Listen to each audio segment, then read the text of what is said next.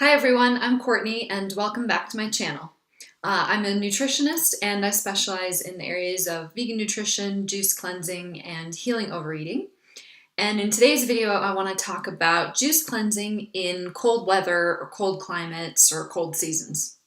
So certainly doing a juice cleanse during the hot summer is nice, and it makes it easier, and you've got all this nice produce that's usually in season, and all of that is very hydrating. On those hot days, you often don't feel like you even want to have a bunch of heavy food, so it's a good time to do it. However, it is totally possible to do juice cleanses in the spring, in the fall, and even in the dead of winter.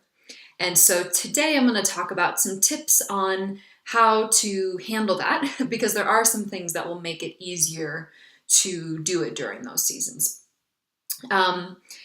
And for me, so I've done a lot of juice cleansing lots of different times a year. My longest juice cleanse was 60 something days, and I think it was the early 60s. And I did it between October and December. I actually did it through most of the holidays, including Halloween, Thanksgiving, and Christmas, which is a whole other topic that I could talk about, that juice feast. But my point is I did it during cold seasons. And so these are techniques that I employed during that juice cleanse as well. I also used to work at a juice cleansing retreat center, and I worked there for about 5 years. And we had people come and do juice cleanses, during the colder seasons as well there. So these are also, a lot of these are techniques that the people who came during those times of year did in order to, make it through in the cold weather. So first I want to give you a little bit of an interesting heads up about what may happen as well if you do a juice cleanse. And then we'll talk about the practical things that you can do to help yourself stay warm. So the first thing that is very interesting to know, a lot of people think, if they do a juice cleanse in the colder climate, or actually really any time of the year, a lot of people do notice that they feel colder when they do a juice cleanse. In this case, we're primarily talking juice-only cleanses. And many people think, well, it must be because the juice is cold and I'm not eating any hot food. As well. And certainly that's kind of part of it. But what a lot of people don't know is that when your body goes into a fasting or a cleansing mode, for a lot of people, your body temperature drops a little bit. And that is pretty normal. So it's pretty universal. And so that's just something to know, that the same temperatures will probably feel colder to you for that reason as well. And so there are a few things that will help you with this. The first, and I would say the number one technique that you can do to help yourself get through a juice cleanse in cold weather is to employ the use of cayenne pepper and other hot peppers. So cayenne pepper, obviously many people have that in their spice cabinet. I suppose depending on where you live, you could probably find it fresh as well. But cayenne pepper, as well as other very spicy hot peppers, are going to be one of the best things you can do, because what they do is they're going to increase your circulation from the inside out. And so they're going to have a pretty nice lasting effect. It's actually a good tip, kind of like a holistic tip for warming yourself up if you do outside winter sports as well. So like I like to snowshoe when I'm in snowy climates, which I've lived in a lot of those. And I often will take some cayenne before I go because it keeps me warm. And so that's something you can do in a juice cleanse. Now, with cayenne pepper, most people start with quite a small amount just to see how it feels, how they digest it, and all that. And so when I say a small amount, maybe 1/8 of a teaspoon of the powder. But I have known people who have gone for a lot more than that, like a lot more than that. I've gone for a lot more than that before. And so you have to kind of take it, see how you feel, see how long it seems to last, see how long the heat factor seems to last you. And the way you can do that is a couple ways. One way is you could put the powder in your juice after you've made it. Another way is you could put the powder in just water and drink it that way. Now, if you love spicy food, you are probably going to love using cayenne pepper. However, if you don't, like for me, I like some spicy, but I'm not like a spicy food fiend lover.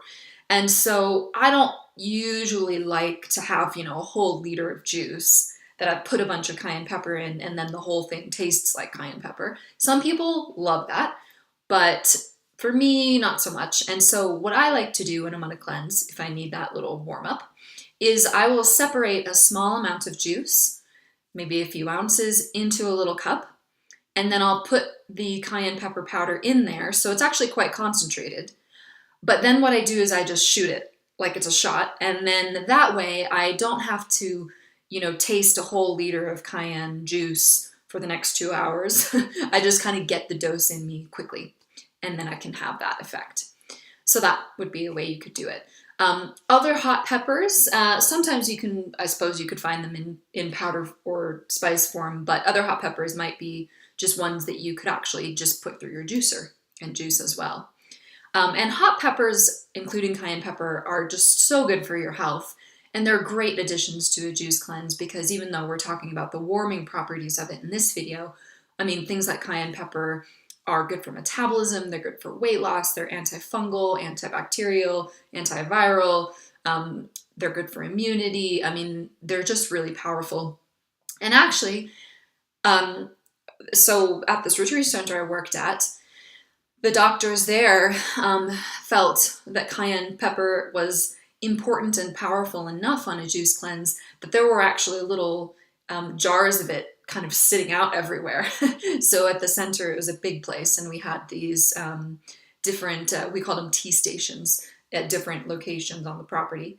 And the tea stations, other than having herbal tea, not caffeinated, herbal tea, in the electric tea kettle and some stevia for sweetening.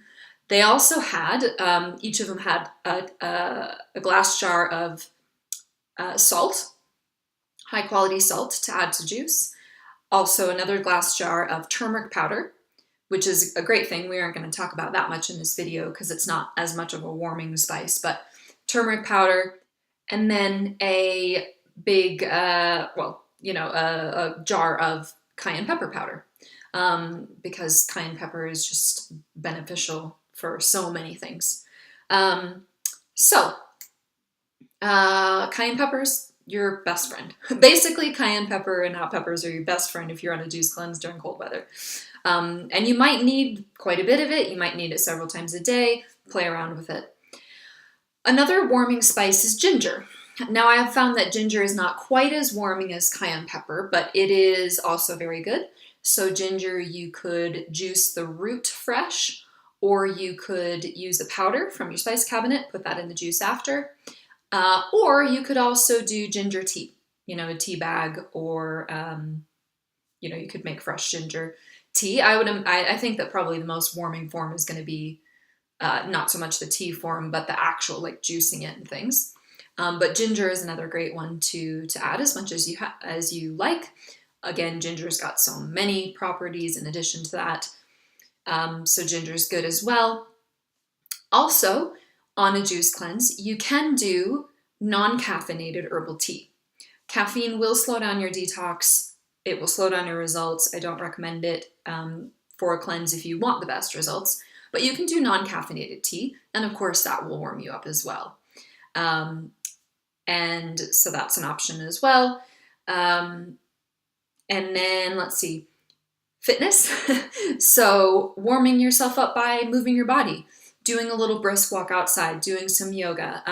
That is something that will help you stay warm on a juice cleanse as well. And as I've talked about in some of my other videos, it is possible to do physical activity on a juice cleanse. It just depends on how much juice you drink, mainly. And so certainly you can do quite a bit of activity if you just drink enough juice, and that will help you keep warm as well. Probably seems pretty obvious, but you can also wear more clothing. You can make sure you've got, I've done juice cleanses where I've had a couple layers on my legs, a couple layers on my top, really thick socks, hat, and that's kind of what I'm wearing inside. You might look like a snowman, but on the bright side, you will be all that more soft to cuddle with, so you can do that too. You can also employ saunas as well if you have access to one through a gym or through something else. I prefer and recommend dry saunas over steam saunas because steam saunas, the quality of water that they're using in a steam sauna, you don't really know. It's probably tap water, and then you're going to be inhaling whatever is in that tap water, be that chlorine or whatever else. So I'm a fan of dry saunas over that, and infrared saunas. Infrared dry saunas are great if you have that option as well. And then the last thing I was going to recommend that can also help increase your circulation and keep you warm is a practice called dry skin brushing. Now, I'm not going to go like super in depth into dry skin brushing in this video just because I want to keep it relatively short, but it's it's pretty straightforward if you kind of Google what it is. But long story short, you have a kind of a body brush and it stays dry. So you use it when the brush is dry, use it when your body is dry. And you brush your skin in the direction of your heart. So you go up towards your heart.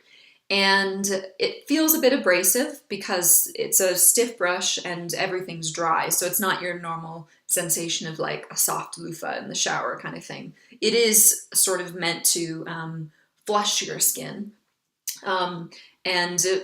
Again, dry skin brushing has lots of great properties. It helps your skin detox. It's really good for lymphatic detoxification, but one of its effects is to help you warm up as well.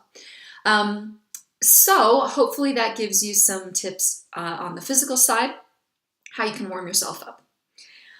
Now, I also briefly, before I finish up, wanted to mention an emotional thing. As you guys may know, I like to talk about physical and emotional stuff in a lot of videos.